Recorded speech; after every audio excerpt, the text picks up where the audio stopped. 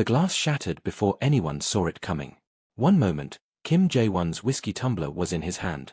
The next, it hit the edge of his penthouse bar and exploded across the marble floor in 40 pieces, because his personal assistant Shin had just delivered news that made his entire evening collapse. The Hanwoo Investment Group had pulled out of next month's gala. 48 hours before the press invitations went out. Jae-Won didn't yell. He never yelled. He simply set his hand down too hard and the glass paid for it. He stepped over the shards without looking at them, walked to the floor-to-ceiling window, and stared out at Seoul the way a man stares at something he owns but cannot quite feel. The city spread below him, 42 floors of glittering, pulsing, beautiful indifference. He pressed 2 fingers to his temple and breathed. "Get me Marcus," he said. Shin, who had worked for Jae-Won for 3 years and had developed the survival instinct of a man living near an active volcano, had already dialed before the sentence finished. Marcus Banks picked up on the second ring. His voice was warm and entirely too cheerful for 11:15 on a Thursday night. "Tell me something good," Jae-Won said. "The Cubs won today." "I don't care about American baseball." "Then why did you ask me to tell you something good?" Jae-Won turned from the window. Hanwoo pulled out of the gala. A pause. Then, "Yikes." "That's your response. Yikes. What do you want me to say?" "You need a new events anchor and you need it fast. Your events team couldn't organize a school lunch without 3 weeks of prep time and you know it." Marcus's voice shifted, that particular shift Jae-Won had learned to notice over 14 years of friendship, the one that meant Marcus had already been thinking about something before it came up. "But first, rooftop party. Saturday. Minutsu's place. You're coming." "I'm not going to Minutsu's. You've been in that penthouse for 11 days. You're starting to sound like a documentary about solitary confinement." "Saturday. 8 o'clock. He hung up. Jae-Won looked at the phone. Then at the broken glass on his floor. Then at Seoul, glittering and indifferent below him. He went to bed. He did not sleep for a long time. Saturday arrived and the rooftop of Minutsu's building was everything Jae-Won expected. Expensive, loud, full of people performing happiness at each other. He stood at the far edge with a fresh whiskey, watching the skyline and letting the noise wash over him without touching him. Marcus appeared at his elbow 20 minutes in, champagne in hand, wearing a suit that somehow looked better than Jae-Won's despite costing considerably less. That was a Marcus Banks talent, occupying everything like he'd invented it. "You came," Marcus said. "You were annoyingly persistent. That's called friendship." He surveyed the crowd. "Serious question." "You don't do serious." "Occasionally. Brace yourself." He turned. "You've dated 3 models, 2 heiresses, that actress who left passive-aggressive notes on your refrigerator in red marker. What is your actual type? What does a woman have to be for Kim Jae-Won to feel something real?" Jae-Won's eyes moved across the rooftop with professional detachment until they landed, briefly, on a woman near the bar. She was black, with deep brown skin that caught the rooftop lights like warm gold, laughing at something her companion said with her whole face, unguarded, alive, the kind of laugh that had no performance in it. She wore a burgundy dress and carried herself like she had personally approved the room before entering it. Something moved in Jae-Won's chest for exactly 3 seconds. He filed it under irrelevant and looked away. "Not that," he said. The words came out before he thought them through, casual, careless, the reflex of a man who had spent too long saying whatever he wanted without consequence. "I could never love a black woman." The words landed and stayed. Beside him, Marcus went very still. Not the stillness of shock. The stillness of a decision being made quietly, behind his eyes, in real time. He didn't raise his voice. He reached into his blazer, pulled out his phone, and made a transfer. He turned the screen around. $500,000. Sent. To Jae-Won's account. "Match it," Marcus said. Jae-Won stared at the screen. "What?" "Match the transfer. I'm making you a bet." Marcus pocketed the phone and sipped his champagne like they were discussing dinner reservations. 90 days. Within 90 days, you will be completely and helplessly in love with a black woman. I'm going to watch it happen. Jae-Won laughed, short, disbelieving. "You're serious?" "I transferred $500,000 in the time it takes you to finish a sentence. How serious do I seem?" The city hummed below them. A woman somewhere behind them shrieked with laughter. Jae-Won looked at Marcus for a long moment, at the absolute stillness in his expression, at the absence of the usual warmth, at something in his eyes that was neither angry nor joking but simply decided. He pulled out his phone. "Made the transfer. I'll enjoy spending your money," he said. Marcus smiled, small, quiet, the smile of a man who could already see the ending from where he stood. 90 days, he said. Clock starts when I say. He sipped his champagne and, with his other hand in his pocket, typed a message to Chicago without looking at the screen. It said, I have a job offer. Call me when you're done destroying some event. He sent it and said nothing else. Just stood beside Jae-Won looking out at Seoul like the city was in on the secret. Across the rooftop, the woman in the burgundy dress was still laughing, still golden, still entirely unaware that two men had just made a bet that was about to change all three of their lives. Chicago did not care about anyone's problems. It moved like it had somewhere to be, always, even at midnight, even in March when the wind off the lake came at you sideways and made you question every life choice that had led to not living somewhere warm. Amara Banks had always loved it for exactly that reason. Cities that stood still made her think too much. She was standing in the middle of the grand ballroom of the Meridian Hotel with a headset on, a clipboard under her arm, and the focused energy of a woman running on black coffee and determination. The event, a 500-person corporate dinner, was 3 hours from doors opening and the centerpieces had arrived in the wrong shade of blue. Kwame, she said into the headset, with that voice, not loud, not sharp, just completely unmovable. Tell me you did not sign for those centerpieces. They were already off the truck. Call the vendor. Glacier blue is not navy blue. They have 90 minutes. She pivoted and moved the dessert table to the west wall. I need the east side clear for the press setup. She clicked off before Kwame could respond, because Kwame was good and would handle it, and Amara Banks did not waste time on conversations that had already ended. Her phone buzzed. She ignored it. It buzzed again. She ignored it harder. The third time she pulled it out, saw Marcus, and answered with the tone of a woman who loved her brother and was currently extremely busy. I'm in the middle of an event. I know. That's why I'm calling now, before you fall asleep on your couch in your work clothes. I don't do that. You texted me from your couch at 11:30 last Tuesday and the first word was just ooh. You do that. She could hear him smiling. She hated that. I have a job offer. Real money. 6 figures for 3 months. Personal event coordinator for a CEO. Based in Seoul. Amara stopped walking. Seoul, she said. South Korea, yes. Marcus, I have a business. Your business can survive 3 months. Kezia can hold it down. A pause with weight to it, Marcus measuring words, which meant he was about to say something true she didn't want to hear. I know about the Hartley contract. I know it fell through. She said nothing. I'm not making you feel bad. I'm trying to help you breathe. This is the kind of money that fixes the 3 in the morning math problem. She hated that he knew about the 3 in the morning math. She'd mentioned it once, 8 months ago, and he'd filed it away the way he filed everything about her, quietly, precisely, for exactly when it would land. Who's the CEO, she said. Old friend from university, Kim Jae-Won. Kimstar Global. 11 billion in assets. Forbes Korea 3 years running. He is aggressively legitimate.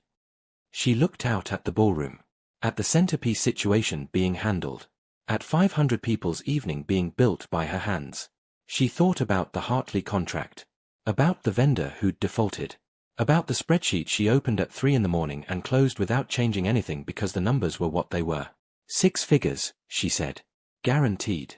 First installment before you land. Send me the details. Already in your email. You sent them before you called me. I had faith, he said warmly. Trust me on this one, Amara. She hung up and stood at the edge of her own event, the music starting in the background, everything moving exactly as she'd built it to move. She thought, I must be out of my mind. Then she thought about the spreadsheet. Then she went back to work. She researched Kim Jae-Won on the flight over. 14 hours in business class, which she had negotiated into the contract before agreeing to anything else, and she built a picture across 4 hours and 11 tabs. 34 years old. Father's company collapsed when he was 16, leaving nothing but the name. He rebuilt from a single Gangnam property at 22 through ruthlessness and an almost violent work ethic. 3 Forbes covers. 4 international board seats. A dating history of beautiful women who eventually said very little about him. One had called him architecturally beautiful and emotionally unavailable. Another had responded to his name in an interview with simply, next question. Amara took her glasses off and looked at the clouds. Architecturally beautiful and emotionally unavailable, she said to herself. She put her glasses back on and kept reading. By the time the plane landed she had recalibrated. She was a professional. She had handled difficult clients before. She had handled difficult everything before. Whatever Kim Jae-Won was personally was beside the point. She was there to do a job, do it better than anyone else could, collect her money, and go home to Chicago. Simple. The black Mercedes that met her at Incheon was silent for the entire 40-minute drive to Gangnam, which suited her fine. She used the time to review notes, refresh her lip color, and give herself the speech she always gave before walking into something new: you know what you're doing. You have always known what you're doing. Walk in like it. Kimstar Global Headquarters was designed to make people feel small. Glass and steel and aggressive angles rising 60 floors, with a lobby of mirror-polished marble and ceilings high enough to give you a mild existential moment. She rode the elevator to the 48th floor. Park Soo-yeon appeared immediately and led her to a set of double doors. "Mr. Kim will see you," Soo-yeon said, and opened the door. Amara walked in. Jae-Won was standing at the window with his back to her, hands clasped, looking out at Seoul the way the articles had described, like a man surveying something he owned and found slightly disappointing. He turned around. He was exactly as advertised. Sharp jaw, dark eyes that moved over everything with automatic precision, hair slightly longer than strictly corporate. His eyes moved to her face and something happened there, small, fast, immediately controlled, and then his expression settled back into professional blankness like a door closing. He looked past her toward Soo-yeon. "Leave us," he said quietly. The door clicked shut. He looked back at Amara and said nothing for a beat that lasted too long. Then, "Sit." Amara looked at the chair. Looked back at him. "Good morning to you too," she said pleasantly, and sat down. The interview was not an interview. It was a test. Amara recognized it within 4 minutes because she knew the difference between someone assessing qualifications and someone looking for the pressure point that would make you fold. Jae-Won opened his folder without looking up. "Your portfolio shows experience with events up to 250 guests. I need someone to manage 430. International press. 5 foreign investor delegations. This is not a birthday party, Ms. Banks." "It's not," she agreed. "It's a business gala. I've managed 11. The largest was 480 guests, including a senator, 2 CEOs, and a minor European royal who was allergic to lilies. Everything ran on time, press coverage was positive across 4 outlets, and the senator asked for my card." She opened her portfolio on his desk. Photos on page 3. He looked at it with the same precision his eyes had used on her face. He turned 3 pages slowly. "The Morrison event," he said, pointing without looking up. "Budget variance of 8%. Above acceptable threshold. The venue double-booked a secondary space. We reconfigured at 48 hours notice. If you'd like the contingency documentation, I have it here." The event came in under the client's ceiling regardless. He looked up briefly. Something moved behind his eyes, fast, unnamed, gone. He closed the portfolio.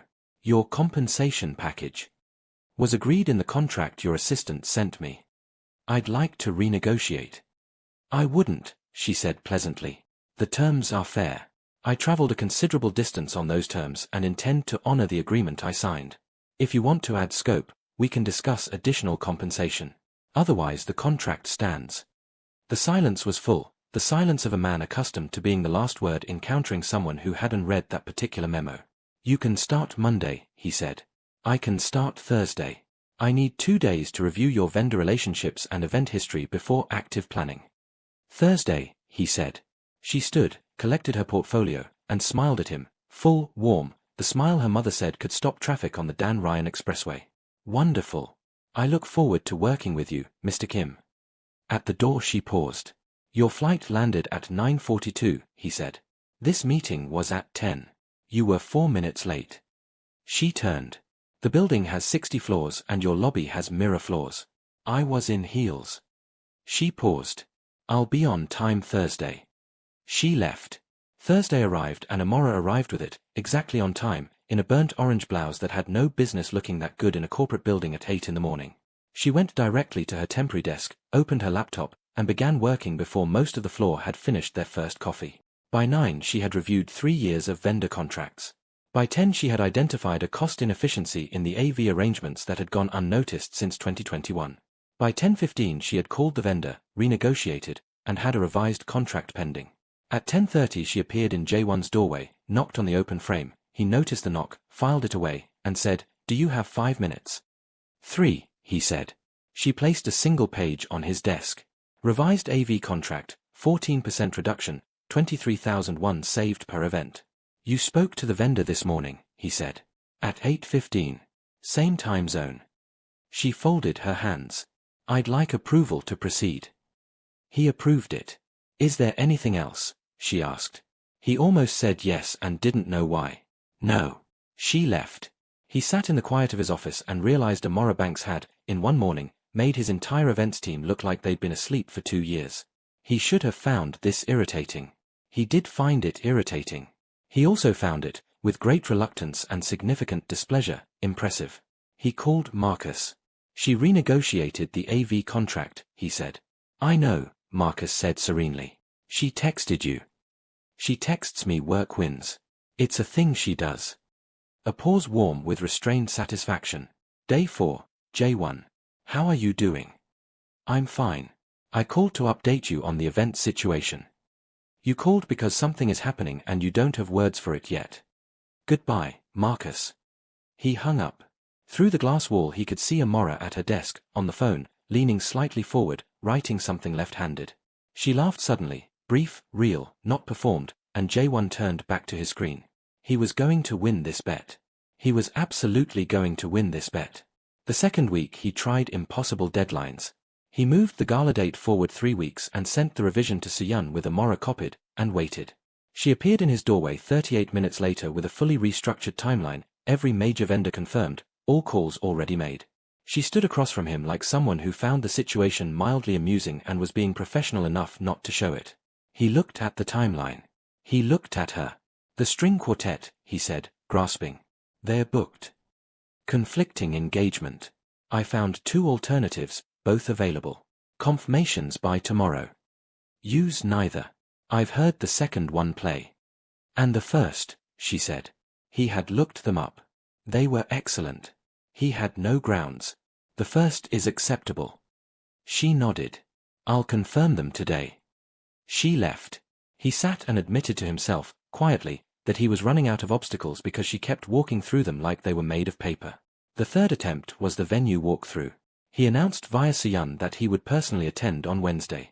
He arrived to find Amara already 40 minutes into her inspection, tape measure around her neck, floor plan in hand, 3 hotel staff trailing behind her like well-dressed ducklings. She looked up when he walked in. Good timing. I need a second opinion on the stage placement. He walked over. She showed him 2 configurations. He pointed to option 2. That's what I thought too, she said, and moved on. He found himself following her through the venue for the next 90 minutes, watching her work. She knew things about event spaces his team didn't. She talked to the hotel staff like people, which made them tell her things they wouldn't tell a consultant with a clipboard. The east entrance congestion during arrivals, the service corridor narrower than the plans showed. At some point he stopped looking for problems to create and simply watched. She caught him watching, once. She held his gaze for exactly 1 second and looked back at her floor plan. On the drive back to the office he looked out the window and thought about absolutely nothing, which was entirely untrue. The business gala arrived faster than anyone expected and exactly as prepared for as Amara had made it. She had been at the Grand Lotta since 6 in the morning. By 7:30, when the first guests arrived, every vendor was confirmed, every table placed to the millimeter, the lighting adjusted 4 times until it hit the precise warmth she wanted. The international press area was positioned where she'd calculated, visible enough to feel included, separated enough that investors could speak freely. The string quartet played in the East alcove. The foreign delegations each had a dedicated Kimstar host briefed by Amara at 5:30 that morning. She stood at the back of the completed room and let herself have 10 seconds of quiet satisfaction. Then she went back to work. Jae-Won arrived at 7:45 in a black tuxedo that fit the way his suits always fit, like it had been designed for precisely him on precisely this night. He moved through arriving guests with contained authority, shaking hands, exchanging words, his public face composed and appropriate. He found her across the room without appearing to look for her, which was somehow worse than if he'd looked. He crossed to where she stood. The room, he said. Is it acceptable? She asked, professional and pleasant, giving away nothing. He looked at it, at the lighting, the press configuration, the investor delegations already in easy conversation. He looked at it like a man seeing something he'd imagined and found it exceeded the image. It's good, he said. Coming from Kim Jae-Won, she had learned, it's good was the equivalent of another person saying I am genuinely astonished. She filed it away with a small internal satisfaction she did not let reach her face. "Enjoy your evening, Mr. Kim," she said, and moved back into the room. The evening ran exactly as she'd built it, smoothly, invisibly precise, the kind of perfection that makes guests feel everything is effortless because all the effort is already done. The investor delegations mixed. The press got their shots. The speeches ran on time. The food came out in sequence. At 9:40, a German investor named Holger Brandt arrived in Amora's orbit near the East Bar. He was red-faced with champagne and large in the way of men who took up space as a default setting. He looked her over in the way that made her want to take a step back on pure instinct, which she did not do. "You organized this," he said. "Personally?" "I did," she said. He gestured at her in a way that encompassed everything and said nothing she hadn't heard before from various men in various rooms. She opened her mouth. "Brandt." The voice came from directly behind her. Quiet. Controlled. With an edge beneath it like still water before something moves. Jae-Won stepped forward. "I see you've met Ms. Banks. She designed and executed this entire event. Every element you've enjoyed tonight, the investor briefings, the press arrangement, the program, that was her." He held Brandt's eyes with the steadiness of a man communicating something that required no volume. "She represents Kimstar's standard of excellence. And I protect what represents this company." Brandt smiled the smile of a man recalibrating and moved away. Jae-Won straightened his jacket. When he finally looked at Amara, his face was back to composed default. "You didn't have to do that," she said. "I told you. I protect what represents my company." She looked at him for a moment. She said nothing. He nodded once and walked back into the crowd. Amara stood at the East Bar and watched him go and felt something move in her chest that she immediately and firmly told to sit down. She went back to work. The gala closed at 11:15, 45 minutes under schedule, with 3 international press confirmations and 2 new investor inquiries in Soo-Yun's inbox. Amara stayed until midnight to oversee the breakdown and then stood in the empty room alone, the way she always did after an event, letting the silence settle, looking at the space that had been full and was now just a room again. She thought about Holger Brandt. She thought about the way Jae-Won had said, "I protect what represents my company," and looked at her from behind it. She thought, that's not what that was. She thought, stop it. She picked up her bag and went home. The late-night work session happened 3 days later. It was 9:45 p.m. and she was still in the office cross-referencing a venue floor plan when she heard the click of Jae-Won's door. He came out in his shirt sleeves, jacket gone, top button open, the most undone she'd ever seen him, frowning at a document. He stopped when he saw her. "You're still here," he said. "Venue floor plan revision. An hour." She turned back to her screen. He pulled a chair from the nearest desk without asking and sat beside her. "The east corridor," he said, looking at her screen. "Narrower than it looks. Service door the plan never shows." She looked at him. "You know this venue." "I bought the building in 2019. They worked side by side for 20 minutes. Then, because the hour was late and her armor had quietly relaxed, she said, "Why real estate?" He was quiet. Then, "My father lost everything. House, cars, company. We moved 4 times in 2 years. I watched my mother pack things into boxes and I thought, I want something that can't be packed into a box. Land doesn't leave." She looked at him. He was looking at the screen. "My business," she said. "I started it because the last company I worked for gave a promotion I'd earned to someone who hadn't. So I decided I was done working for people who couldn't see me." He turned and looked at her. The office was quiet. The city hummed 48 floors below. "You're very good at what you do," he said. It came out different from his usual assessments. Less clinical. "I know," she said. But she was smiling when she said it. They ordered food. Korean barbecue appeared on the conference table and they ate across from each other at 11 p.m., talking about buildings and cities and the specific satisfaction of making something from nothing.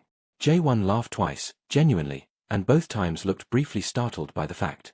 When she left at midnight, he stood in the empty office and caught himself listening for the elevator doors to close. He sat down, looked at nothing, and thought, this is not good. He called Marcus. "She told me why she started her business," he said. "Yeah," Marcus said quietly. "I'm winning the bet." "Sure you are," Marcus said gently. "Get some sleep." Jae-Won hung up and sat for a long time in the dark, thinking about her saying "I know" with that smile, and the way the city lights caught the side of her face. Something shifted on day 32 and Jae-Won didn't notice because it happened the way most true things happen, quietly, in the spaces between other things. He remembered her coffee order. Not on purpose.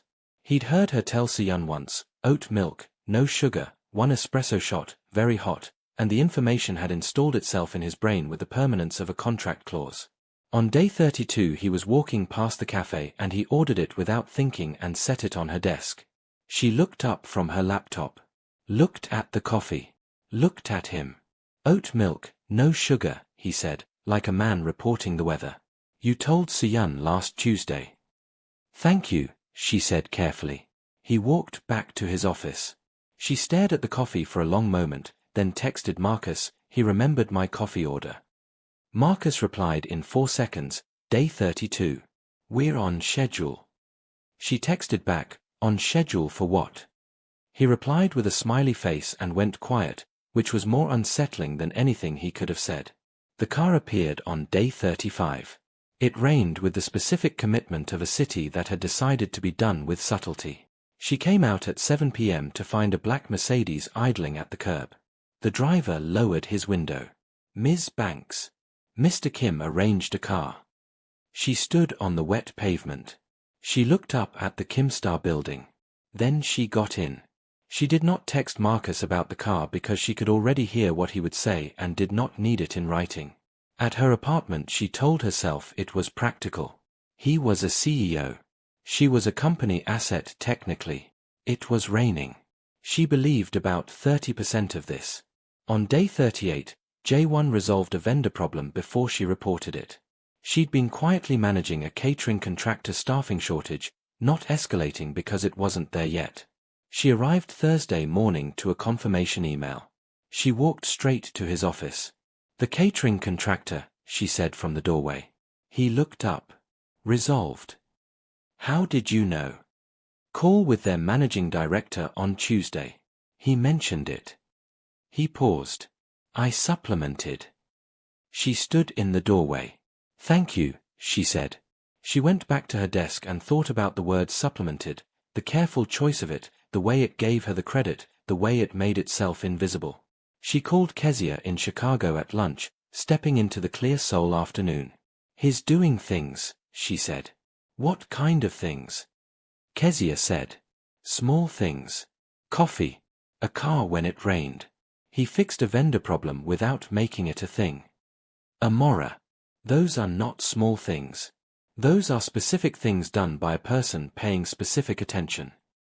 His being professional. You called me from Seoul to tell me about his coffee memory. Amara looked at the street. A woman walked by with a child on her back, both of them bundled against the post-rain chill, the child waving at pigeons. 3 months, Amara said. I'm here for 3 months. Then I go home. Kezia said, in the tone of someone who had known Amara Banks for 15 years and was being very patient about it. Stop memming me. I'm just sitting here. Kezia. Call me when something else small happens, Kezia said gently.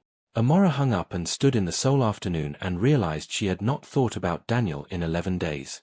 Daniel, her ex-boyfriend, who had been texting her since February with increasing warmth. Daniel, who was objectively reasonable and had a good job and no particular ability to remember how she took her coffee. She thought about that for a moment. Then Marcus called Jae-Won.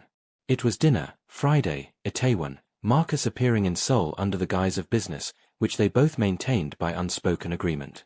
Marcus ordered too much food as always and was working through it with the relaxed appetite of a man thoroughly enjoying himself. Amara's ex has been texting her, he said, looking at his plate. Jae-Won cut meat with precise, unnecessary focus. That's not relevant to me. Daniel. They dated 2 years. One of those guys who only appreciates things once someone else is about to get them. Marcus. Just context. I didn't ask for context. A pause. Is he good looking? He immediately said, don't answer that. Marcus put his fork down. Jae-Won. What are you doing? Nothing. I'm having dinner. With the person who set up a bet you're supposed to be winning. About the woman you just asked if her ex was attractive. Marcus's voice went quiet. What are you doing? Jae-Won looked at the table. A long pause. I don't know, he said. And it was the most honest thing he'd said out loud in years. Marcus picked his fork back up. Yeah, he said quietly. I know you don't. Jae-Won got into his car afterward and sat in the dark of the back seat thinking about Daniel texting her from Chicago, and felt something in his chest that he recognized, with something between dread and revelation, as jealousy. He had not been jealous of another man since he was 22 years old. He looked out the window at the passing city and thought, this is a very significant problem. Thursday evening. Just the 48th floor, a secondary circuit fault the building engineers would fix within the hour, which was not particularly helpful to the two people currently on it. Amara was working late, vendor confirmation matrix open on her laptop, a half-eaten bowl of instant noodles beside her that represented dinner. The lights went out and the floor went black. Her laptop stayed on and cast a pale rectangle of light around her desk. From down the corridor, the circuit board. I assumed, she called back. Footsteps. Then the glow of a phone flashlight moving down the corridor, and Jae-Won appeared at the edge of her desk's light. He had his coat back on, which meant he'd been planning to leave, but he was here now. In the combined light of his phone and her laptop screen he looked different. The overhead lighting that usually gave his face its executive sharpness was gone, and what was left was just a man standing in the half-dark with a loosened collar. Engineers say an hour, he said. My laptop has 40%. I'll be fine. He looked at her desk. At the noodles. At the time on her screen. He pulled a chair from the nearest empty desk and sat down. You don't have to stay, she said. I'm aware, he said. He's Saturday. She worked. The dark had a particular quality that loosened things. He said, tell me about Chicago. What about it? What it's like. When you're there. She thought about it honestly. I walk a lot. The lakefront, mostly. There's a stretch near Montrose where you can go at 6 in the morning and it's just you and the water and the city behind you. I go there when I need to think. She paused. I cook badly on Sundays. I'm a spectacular event planner and a genuinely terrible cook. What do you cook badly? Everything. I made jollof rice last month that my mother said was an insult to the dish and to God. He laughed. A real one, brief, unexpected, and it changed his whole face for 2 seconds. She felt it somewhere in her sternum and told that somewhere to mind its business. I also cook badly, he said. My housekeeper leaves food, but when she doesn't, I've managed to burn rice twice in the past year. You burned rice? Twice, he confirmed, without apology. I would never have guessed. Most people don't. He looked at her laptop, not at her. I also read bad crime novels. My brain gets to turn off. Crime novels, she said. The plots are predictable. That's the point. She bit her lip against a smile. He told her about the apartment in Busan before he could afford it, mattress on the floor, 1 pot, 6 months, because it was going to be worth something someday even if he wasn't yet. She told him about the first event she'd run alone, a quinceañera in Pilsen, $300 budget, borrowed decorations, and she'd stayed until 2 a.m. making it perfect because the 15-year-old it was for deserved perfect. Did it work? He said. The girl cried happy, Amara said. That's the whole job. Always. He looked at her then. Really looked, the way you look at something you're trying to memorize without admitting that's what you're doing. In the half-light her face was all warm planes and quiet certainty, and something in his chest had stopped pretending it wasn't happening. They had leaned closer over the course of the conversation without registering it, the way people do when dark makes distance feel unnecessary. He was close enough to see the precise detail of her eyes. He said her name. Just that. Amara. She went very still.